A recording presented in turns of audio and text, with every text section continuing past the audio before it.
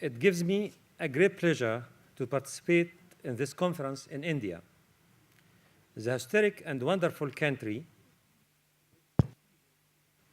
enjoy an outstanding and historic relationship. History testifies that women in Egyptian culture have always been in a privileged position compared with women's status in other cultures. Women in the era of the pharaohs got rights that were not enjoyed by their sisters in other cultures as they came to power. Had strong authority in the management of home and the field. They even had the right to choose a husband. The civilization of the pharaohs provided the world with one of the most important human values, namely the recognition of the importance of the role played by women in society as partners for men in their religious and secular life. Women's status reached equality even in the sanctity. The Egyptian goddess of wisdom was symbolized in the image of women. The Egyptians worshipped Isis as a symbol of loyalty and fidelity.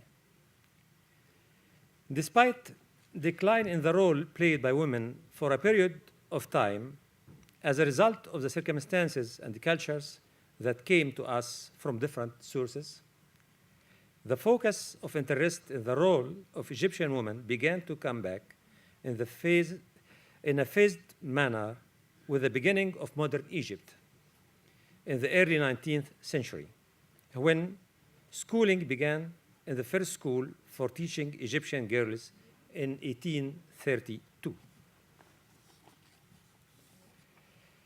On the other hand, the Egyptian history records that Princess Fatima, daughter of the ruler of Egypt, is the one who donated land and money in the early 19th century to build the first modern university in Egypt and devoted government funds to the university to ensure its continuity and prosperity.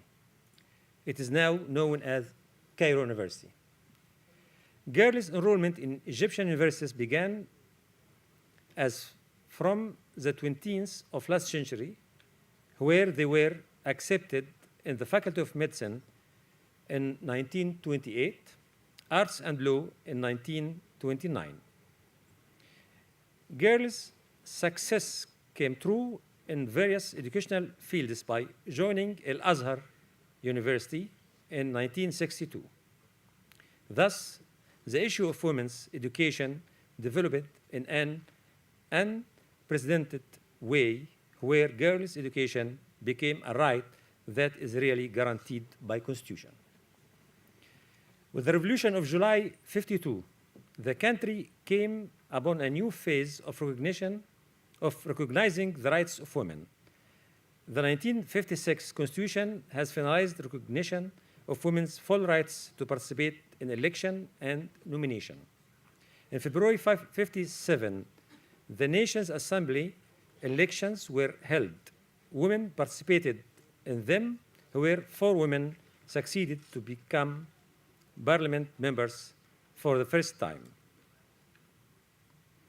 In 1962, the first Egyptian female minister was appointed and has the right to be represented in all ministerial cabinets since then. Women and men in Egypt are equal before the law and the Constitution.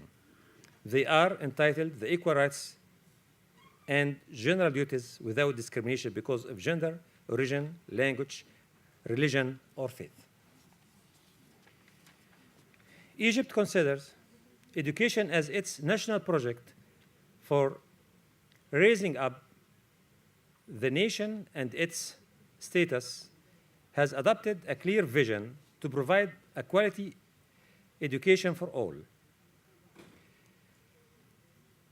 The state, with all its organizations, gives a special attention to female education, considering that the woman has a core role in development as they represent half of the society from one side and as the educator of the family members from the second side.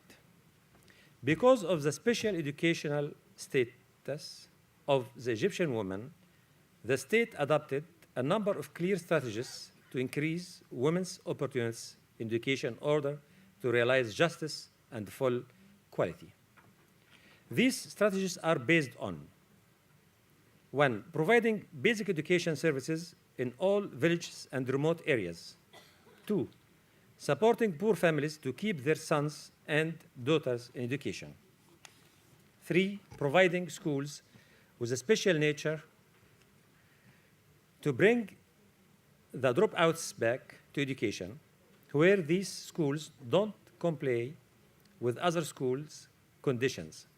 Some of these types are community schools, one-classroom schools, girl-friendly schools. These strategies have led to increase the girl teaching opportunities in all the educational strategies and stages. Despite the achievements in the field of bridging the gender gap in education between males and female, but the situation for illiteracy is still a cause for sorrow.